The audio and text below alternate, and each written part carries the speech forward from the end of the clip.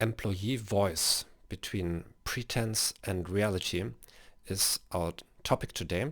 Hello and welcome to Communication Psychology and HR. My name is Gerhard. I'm a psychologist from Hamburg, Germany, working here at the university in Moldova. I'm specialized in international, intercultural and multi-language context.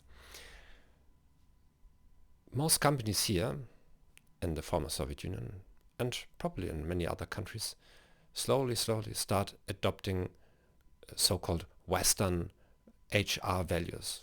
So organizations, companies, even public institutions, on the surface at least, pretend to be more participative, open, listening to their employees.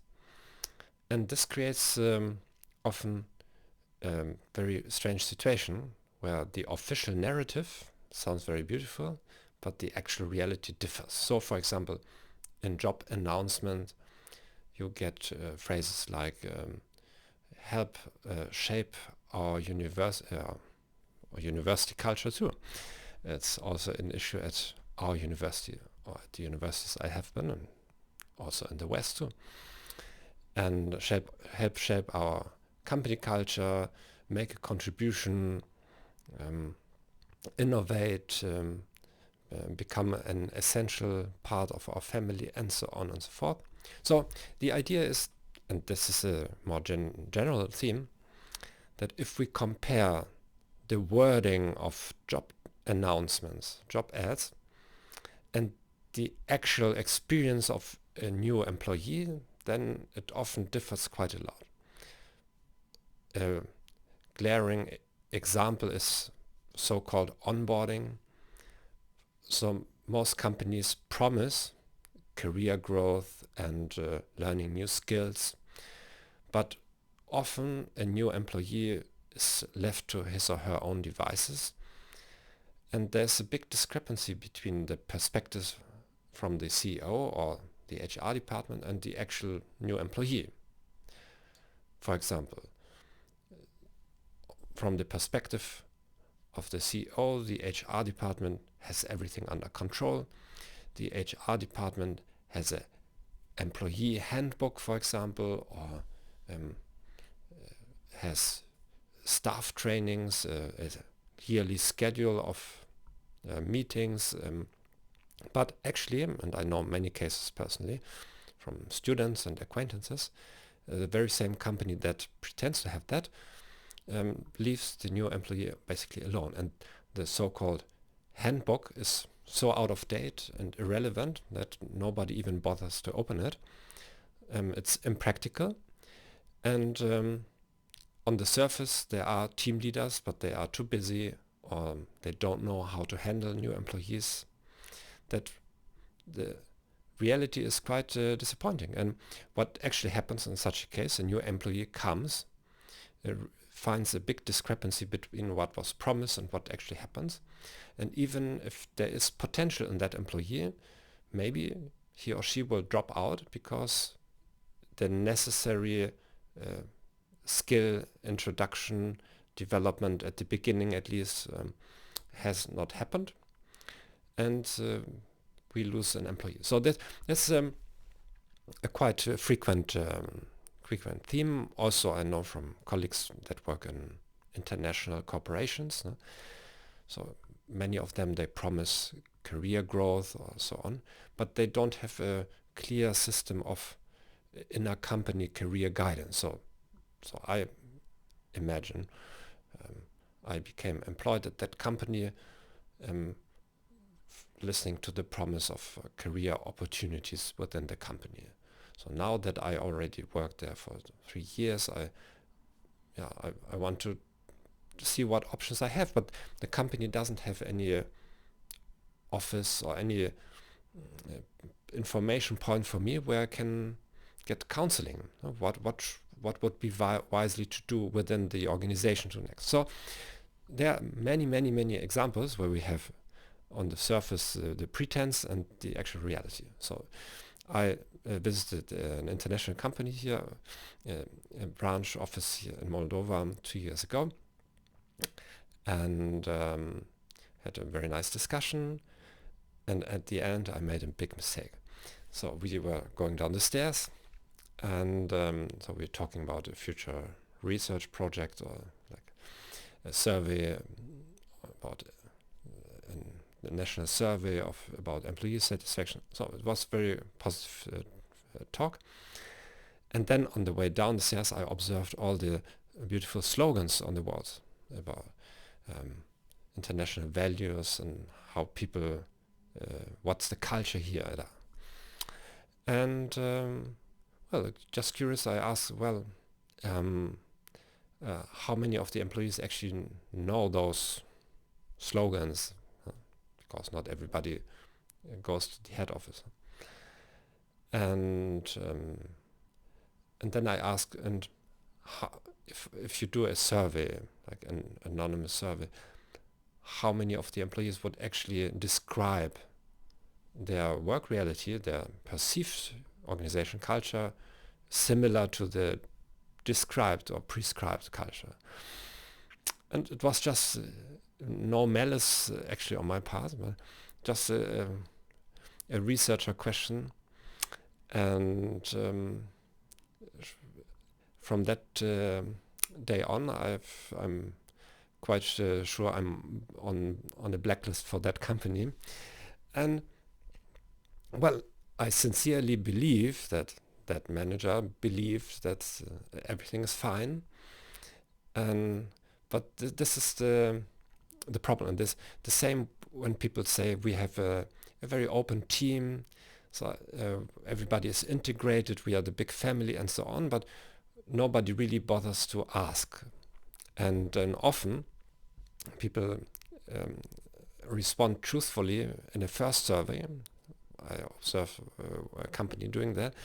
So they got very negative results.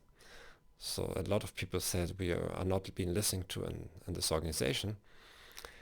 And then they did nothing to respond to that questionnaire, no reaction. And then they just repeated the questionnaire, and then everything turned out fine. So if people see that there's no reaction on part of management, so well, maybe it's better for my job if I write everything is fine and then everybody's happy.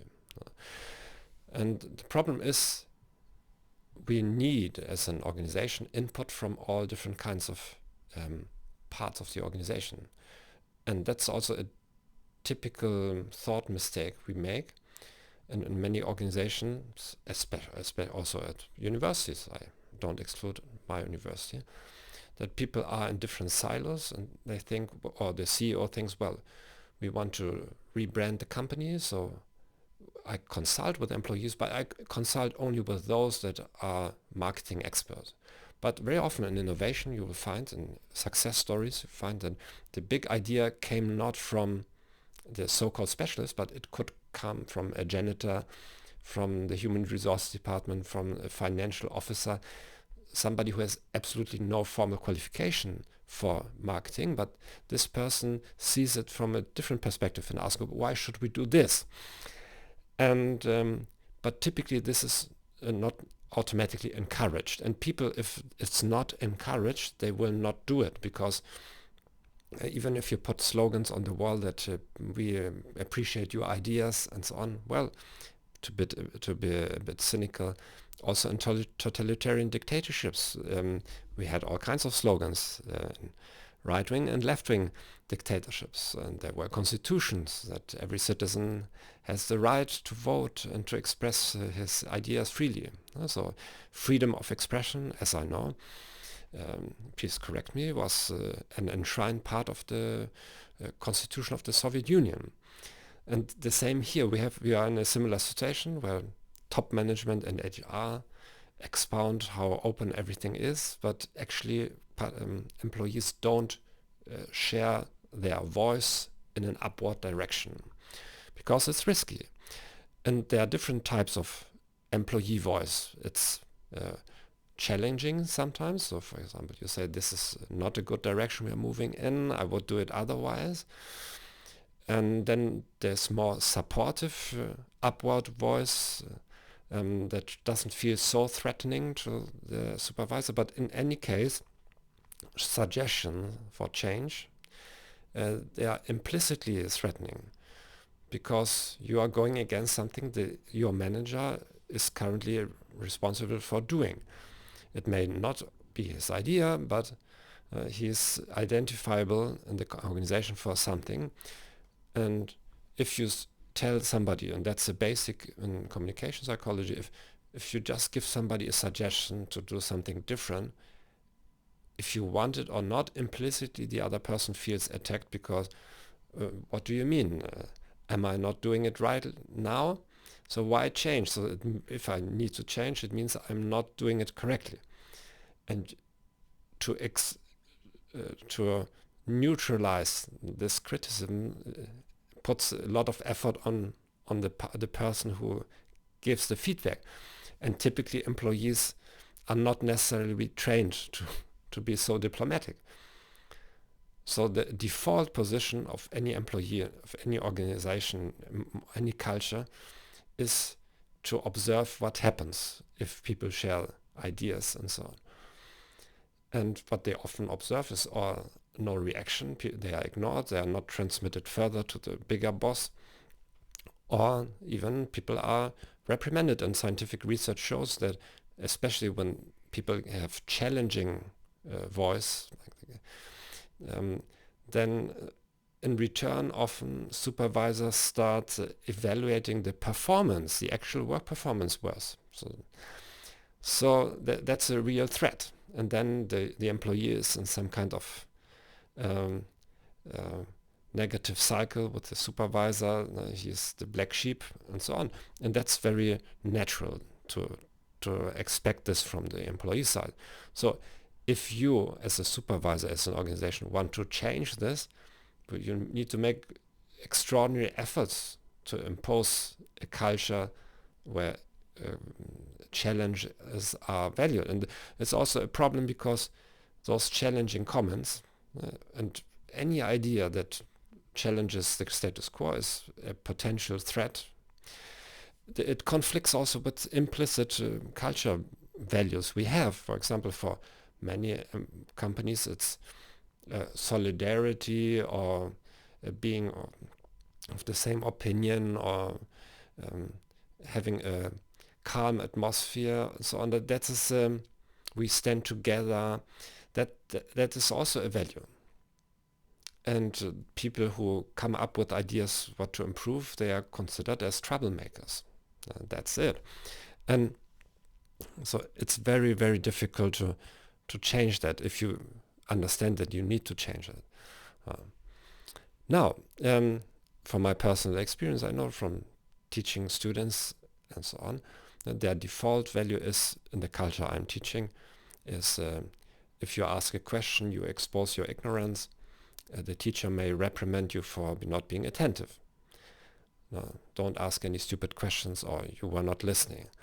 So I'm here for almost 20 years, and in every group of students, of participants, I'm again battling with the default position. And I have students for many months, and it needs repetition. Every lecture, every lesson, I need to reinforce this, and I need to, as a manager, I need to reinforce, to praise or people who actually do this, even if it's challenging. So just putting slogans on the offices wall, that will not change. But we in the HR community, we probably feel very good. We post on LinkedIn our new strategy of participative management, and we are so open, and then we put a nice group picture and everybody smiles. But if we study a bit history, to be cynical again, well, we had also all kinds of different festivals in the Soviet Union and different kinds of dictatorships, and people were maybe even celebrating the day of the free press in some countries. But reality is different, and it's not an easy way. What are your thoughts on this? Please contradict me and share your experiences. I wish you a successful week. Please contact me for any request for a complementary training in your company. Bye bye.